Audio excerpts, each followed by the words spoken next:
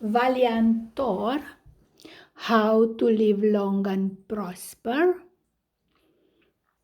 Information that were given actually to the president in 19 of United States in 1957, President Roosevelt, and was refused because of the lobbying of pharmaceutical industry that in 2020 it's still in charge of the control of the world, mass media, and education and information. This information should have been released long times ago, but Valiant Thor did his best to release actually the information to the public, and this information is available in his books. So he wrote a lot of books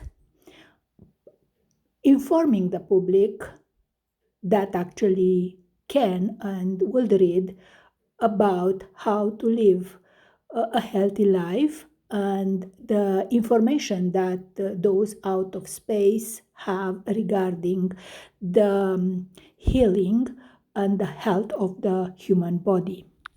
The extreme smallness of the capillaries, with their exceedingly thin walls, is more evidence to expose medical ignorance and explode the medical theory that the heart is a pump.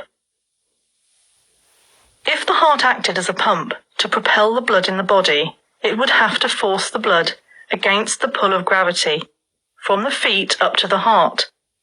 The back pressure of this large mass of blood would fall on the thin walls of the tiny capillaries, which would result in the whole capillary system below the heart being ruptured and bursting. The blood capillaries in the lungs are the passages through which the stream of living water flows for fresh air.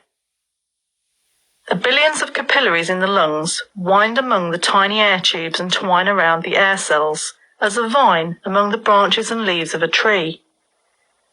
The walls of these little breathing organs of the capillaries are much thinner than the walls of soap bubbles, so it is the slightest film that separates the air from the blood. It is here that the air and blood intermingle, and here that the poisons and impurities of the blood, brought from all parts of the body, are cast off. It is here that a fresh supply of oxygen, nitrogen, sunlight, and all the other elements in the air that sustain the body and preserve its integrity are absorbed by the blood and carried to all parts of the body. This exchange of gases from the blood and gases of the air is so important that the slightest interference with it means death, and it may be surprising to know that medical art pays little attention to it. That is another reason why so many people today are dropping dead of heart attack. When you stop breathing, you stop living, no matter how good may be the condition of your heart. The network of blood capillaries in the lungs are distributed everywhere in the minute spaces between the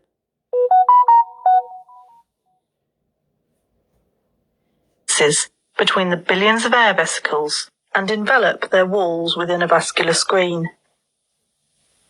The blood flows through the lungs in billions of small currents, almost in direct contact with the air in the lungs.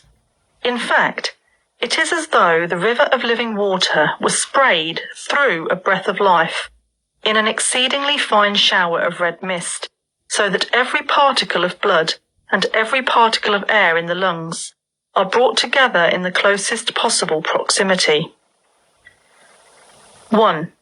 The blood from all parts of the body goes to the heart and then directly to the lungs through the right and left pulmonary arteries, the only arteries in the body that carry venous blood.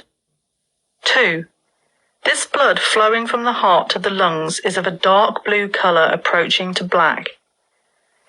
3. This is venous blood and is saturated through and through with all the filth, waste, pollution and poison collected from all the cells, tissues, organs, glands, and blood vessels of the body. 4. The blood is now a filthy stream of poison in the broadest sense of the word, flowing to the heart through the great veins from all over the body, to be sent on to the lungs for renovation and purification. Unless the process of purification occurs quickly, without undue interference, death soon ensues. 5. As the purging process occurs in the lungs, a marvellous change occurs in the colour of the blood.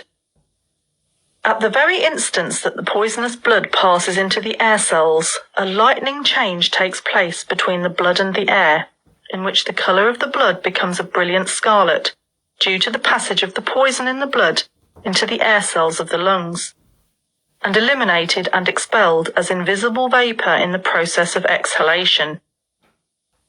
6.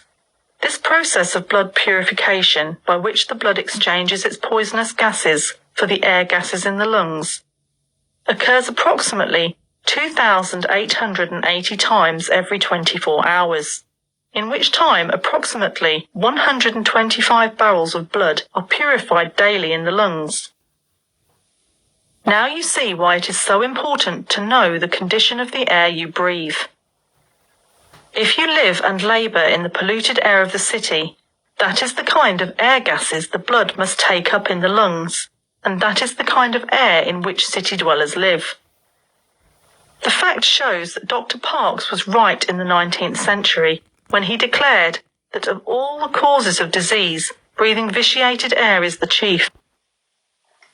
And those diseases medical art attempts to cure by the use of other poisons in the form of drugs and nostrums, vaccines and serums, while paying little or no attention to the kind of air people breathe.